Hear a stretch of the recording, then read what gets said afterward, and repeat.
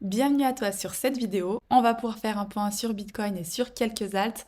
On a un BTC qui a deux doigts de casser son top et pourtant on a un désintérêt qui est total. Et je vais t'expliquer pourquoi ceci est une très bonne nouvelle. Également côté alt, on a l'impression que ça ne bouge pas, pourtant on est sur des phases d'accumulation qui sont juste sublimes, à part pour les chanceux qui sont placés sur les alts qui suivent de très près les performances de Bitcoin et justement on va pouvoir regarder cela ensemble.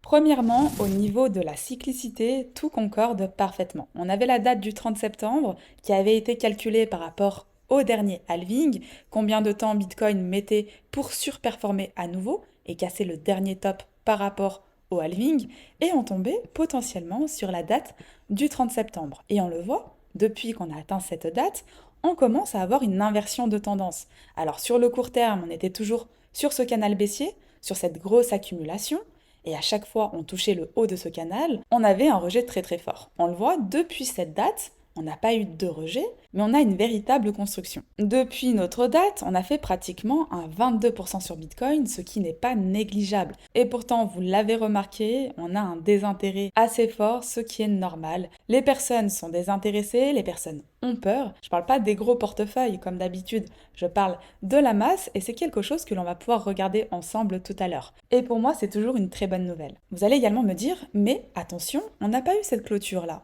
au-dessus du top. On n'a pas encore de validation. Alors oui, mais on voit bien qu'on est sur quelque chose de très positif. Et personnellement, lorsque je trade, je n'attends pas d'avoir cassé un top pour entrer à l'achat. Je me place avec l'optique de casser le top, ce qui est totalement différent. Alors bien sûr, je ne vais pas me placer ici, mais je cherche des entrées potentielles pour justement accompagner cette cassure. La plupart des gens sur le marché, à chaque fois, vous disent oui, mais attention, on n'a pas encore. Et ça, on l'entend tout le temps. Donc ici, oui, mais attention, on n'a pas encore cassé. Puis les personnes se placent quand, concrètement? Parce qu'après, on n'a plus de retest. Elles se placent ici. Ok. Puis attention, ici, on n'a pas encore cassé. Ok. Elles se placent ici. Ok. Oui, mais attention, on n'a pas encore placé. Donc vous vous placez où concrètement? Est-ce qu'on se place ici? C'est la question.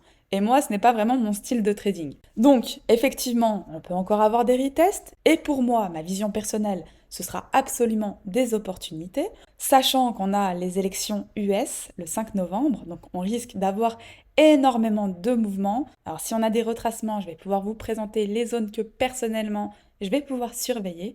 Et si on a une forte pression acheteuse, les targets potentiels que j'irai rechercher sur les zones qu'on a déjà évoquées ensemble. Donc comme d'habitude, je tiens à souligner que c'est ma vision personnelle du marché que je vous partage tout simplement.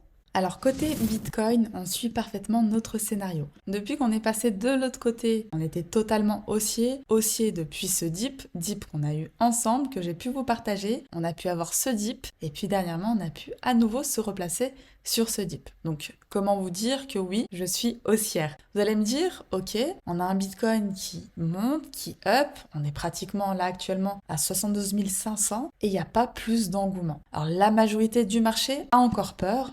Alors je vous le rappelle, niveau qui est terrifiant, en tout cas pas pour moi, mais pour beaucoup de personnes, on est sur le dernier top, mais est-ce qu'on a une structure similaire au dernier top? Alors on va se mettre en weekly, ce sera encore plus joli. Regardez la figure que nous sommes en train de faire. On est en train de préparer l'envolée, pour moi, de cette accumulation. Alors oui, dans cette accumulation, il pourra y avoir des retests, ça c'est clair, mais pour moi, on est sur un beau up potentiel. Quand on regarde ce mouvement, on a la même chose que ce que l'on avait ici, dans le sens inverse. Dans la même optique, pourquoi on n'aurait pas une extension haussière? Et ça, c'est la psychologie de marché qui est juste incroyable. On a les plus gros portefeuilles qui accumulent massivement du Bitcoin comme jamais sur ces niveaux, et on a le reste du marché qui est terrifié. Après, bien sûr, tout dépend de son horizon, si on est là sur du long terme ou si on cherche des mouvements sur le court terme. Me concernant, en bull run, je ne cherche pas à vendre le Bitcoin, je recherche seulement des achats. Et quand j'ai des grosses variations baissières, j'attends patiemment mes niveaux pour pouvoir entrer en position pour par la suite tenir un swing le plus longtemps possible. En tout cas, tant qu'on n'a pas atteint le niveau des 80 000. Ce que je vais pouvoir maintenant surveiller. On avait ce niveau en surveillance. Pour ceux qui me suivent sur le canal Telegram, on était venu retest et je vous avais dit que si on restait au-dessus, on irait chercher les targets. Chose qu'on a faite. Donc ici, pour moi, c'était une entrée pour aller chercher à minima le niveau des 70 000, chose qu'on a pu faire. Et maintenant, mon deuxième niveau, c'est le niveau des 74 000, qui va être un petit peu le palier. Niveau où on a eu le dernier top 1. Tout simplement. Donc ce que je vais pouvoir surveiller me concernant, est-ce qu'on va parvenir à casser ce niveau et à structurer au-dessus? Auquel cas, par la suite, j'aurai potentiellement la validation d'aller chercher mes prochaines targets, dont le niveau des 80 000, ou bien est-ce qu'on va échouer, peut-être seulement une prise de liquidité et une réintégration, ou tout simplement un échec, auquel cas je vais attendre un retest un peu plus bas pour pouvoir à nouveau prendre du souffle. Donc dans les niveaux inférieurs, si on conserve cette zone, bien entendu, je vais surveiller surtout le niveau des 67 000, qui est à mon sens un niveau hyper pertinent, sur lequel bien sûr on aura besoin de structurer pour pouvoir repartir. Uniquement si ce niveau ne tient pas, le niveau des 65 700, et on vient à construire en dessous, je pourrais m'intéresser au niveau inférieur. Et à ce moment-là, le prochain niveau que j'aurai sous surveillance serait le niveau aux alentours des 62 000. Alors attention, vous allez me dire, en weekly, on n'a pas eu la clôture. On a eu cette clôture, ok, mais on n'a pas eu cette clôture. Si en weekly, on clôture comme cela, on est sur quelque chose de magnifique. Si en monthly, on a bientôt la clôture, là, c'est imminent. En clôture comme cela, c'est aussi magnifique. Si on clôture au-dessus, c'est encore mieux. Ça, on le sait, on peut encore mécher, tout est possible. Mais combien même, on a eu une variation haussière juste incroyable. Et la plupart d'entre vous se demandent, à part pour les chanceux qui sont placés sur les meilleurs alts, pourquoi le marché, niveau altcoin, ne performe pas davantage. Rappelez-vous notre graphique sur la Bitcoin dominance. Petit à petit, on monte. À chaque fois, je vous dis, on se rapproche, on se rapproche. Et là, nous voilà sur notre niveau. Alors pour moi, on peut encore monter. Donc si Bitcoin prend encore de la valeur et justement, si on a nos targets qui prochainement se font toucher, on va pouvoir bien monter sur ce niveau. Peut-être par la suite une prise de profit qui nous fera à nouveau rechuter. Et puis par la suite, un transfert de liquidité qui pourra se faire niveau altcoin. Mais actuellement, oui, c'est Bitcoin qui a toute la dominance, ce qui est totalement normal. Et au niveau cyclique également, c'est quelque chose qui s'est toujours passé de cette manière. Hormis quelques crypto-monnaies qui suivent bien le move avec Bitcoin, Solana, ça fait un petit moment qu'on n'a pas fait l'update, mais tout est parfait. Donc pour le moment, regardez. On avait cette première entrée, on avait cette seconde entrée qu'on avait target ensemble sur une des analyses sur YouTube. Je ne sais plus quelle vidéo. Je vous l'avais à nouveau notifié sur le canal Telegram. Et depuis, écoutez, on allait chercher enfin notre target des 180. On y est, ça y est. Donc là, maintenant, ce qui va être important sur Solana, à surveiller. On voit bien cette trend baissière et ce niveau qui est primordial.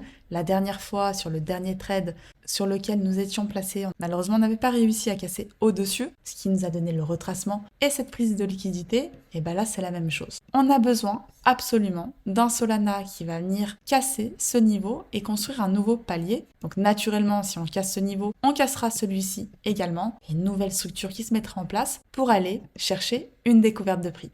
On le voit à chaque fois, un niveau, un palier se fait casser, construction au-dessus, validation. Palier qui se fait casser, construction au-dessus, validation. Et là, on attend plus ou moins la même chose. Et si Bitcoin casse, assurément que Solana va pouvoir également casser. Alors si demain on a un big retracement sur Bitcoin, on fait attention avec les élections US, tout est possible. On va avoir énormément de mouvements en fonction de si on a plutôt Donald Trump ou Kamala Harris. Je vous avais déjà donné un petit peu mon ressenti par rapport à cela et ce que j'attendrai si c'est l'un ou si c'est l'autre. Je ne vais pas revenir dessus. Peut-être qu'on refera une vidéo juste avant les élections, on verra. Mais en tout cas, ce que on pourrait avoir si on a un big retracement, ce serait revenir rechercher des niveaux intéressants. Et à ce moment-là, on fait très attention, on pourrait revenir chercher nos prix d'entrée. Mais bon, il faudrait vraiment un big mouvement. Et pour le moment, on a un Solana qui tient très très bien. Ensuite, on a une crypto-monnaie qui commence à reprendre de la force. Il s'agit de Dogecoin. On avait cette première phase d'accumulation avec la sortie et son retest qui nous a donné une belle performance, pratiquement 100%. Actuellement, on a vraiment ce type de graphique un petit peu de partout sur le marché et on a un Doge qui reprend de la force. Alors personnellement sur le club on est déjà placé depuis ici, 0,05 voire 0,06 et une seconde entrée qui s'était faite sur les 0,07 où on avait quand même pris nos profits, mais actuellement on peut valider un W hyper haussier, voilà si on fait quelque chose comme ça, et on pourrait par la suite aller chercher notre première target. Par la suite, ce qui va pouvoir m'intéresser, moi, c'est surtout niveau trading. Ici, on a un niveau qui s'est fait casser. En daily, c'est un niveau qui s'est vraiment fait casser, hein. On voit bien hein, l'engouement qui se fait juste derrière.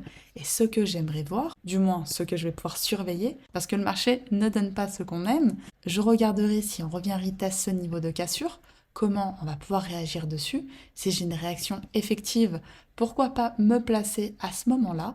Et si jamais ce niveau ne tient pas et on a un retracement un peu plus fort, surveiller le niveau des 10 centimes. Un retour ici avant de pouvoir repartir serait hyper pertinent si j'ai les réactions nécessaires. Mais en tout cas, c'est juste pour vous montrer que certains coins, alors oui, vous allez dire Bitcoin est en train de casser potentiellement son ATH, on a des coins qui réagissent hyper bien. Dogecoin, quasi à 114% depuis le dip. Bon, allez, on va prendre cette semaine, on est quand même sur du 27%.